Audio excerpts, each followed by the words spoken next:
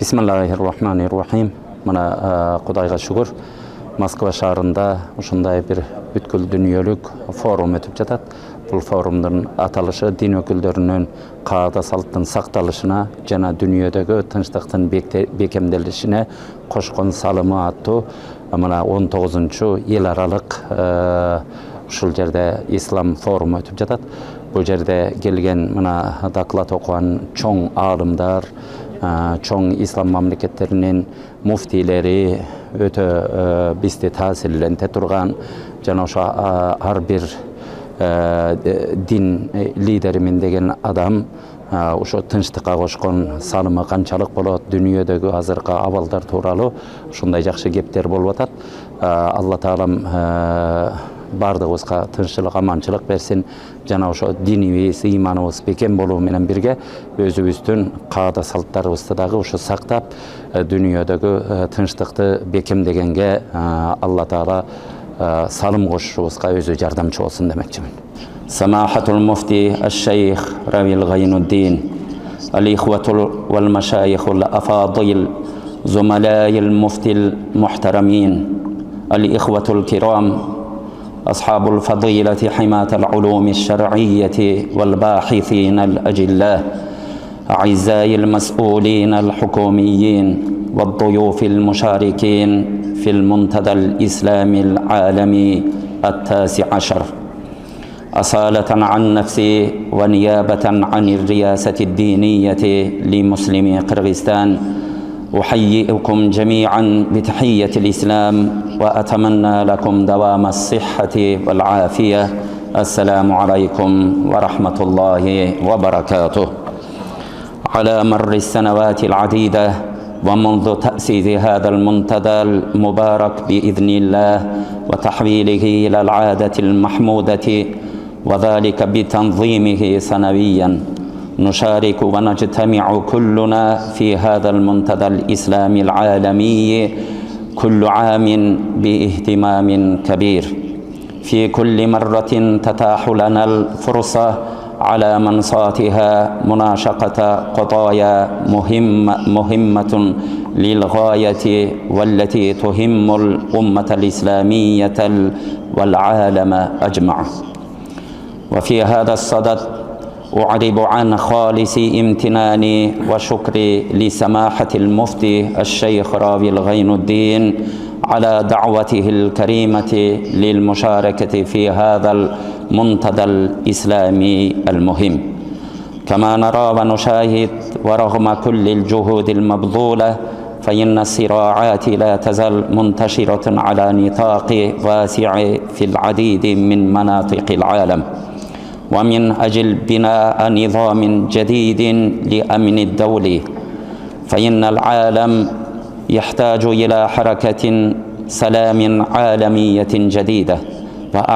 وأعتقد أن دور القيادات الدينية هنا مهم للغاية وضروري جدا، ويجب علينا جميعا أن نتعاون في تحقيق مهام وأهداف هذا المنتدى المبارك تطبيقا لقوله تعالى: أعوذ بالله من الشيطان الرجيم وتعاونوا على البر والتقوى ولا تعاونوا على الإثم والعدوان واتقوا الله إن الله شديد العقاب.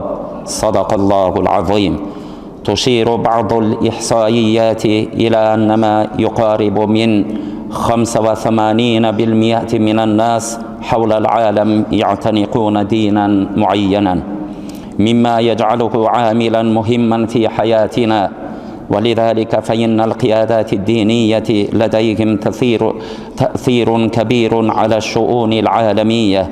بالإضافة إلى ذلك فإن كرامة الإنسان والدعم المتبادل ونبذ التنافس والعداء المدمر هي مبادئ تشترك فيها جميع الأديان.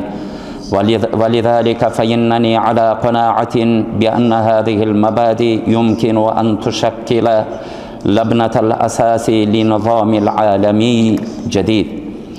وكما لا يخفى على حضراتكم فإن الله سبحانه وتعالى دعا الأمة الإسلامية جمعاء إلى احترام الأديان وعدم المساس بمعتقدات ومقدسات الآخرين بقوله تعالى: استعيذ بالله ولا تسبوا الذين يدعون من دون الله فيسبوا الله عدوا بغير علم. صدق الله العظيم. والآن في ظل حالة من الحيرة والارتباك السياسي التي يعيشها العالم، أصبحت الحاجة إلى بناء جسر من التقارب بين الثقافات والحضارات أكثر من أي وقت مضى. وأعتقد أنه في هذا الشأن ينبغي للقيادات الدينية والمجتمعات الدينية الدولية أن يواصلوا نشاطهم في تعزيز الحوار العالمي بين الأديان والشعوب، بما في ذلك من خلال العمل في مواقع هذه المنتديات والمؤتمرات الدولية، وبالتالي تعزيز التفاهم والاحترام المتبادل في المجتمع. ويجب علينا المسلمون أن نبذل قصارى جهدنا في الأعمال الخيرية والتي تعود بالنفع الكبير للبشرية الجمعاء. وفي الحديث الشريف عن جابر بن عبد الله رضي الله عنه قال رسول الله صلى الله عليه وسلم: المؤمن يألف ويؤلف، ولا خير في من لا يألف ولا يؤلف، وخير الناس أنفعهم للناس. رواه الإمام الطبراني في الأوسط. أرجو أن تسهم جهودنا المشاركة إلى بناء عالم يقود على التفاهم والاحترام المتبادل. سعدت بمناقشاتكم وتفاعلاتكم المثمرة. شكرا لكم على مساهمتكم في خلق عالم أفضل وأكثر عدلا. معا يمكننا الوصول إلى إنجازات كبيرة. بارك الله فيكم جميعا، والسلام عليكم ورحمة الله وبركاته.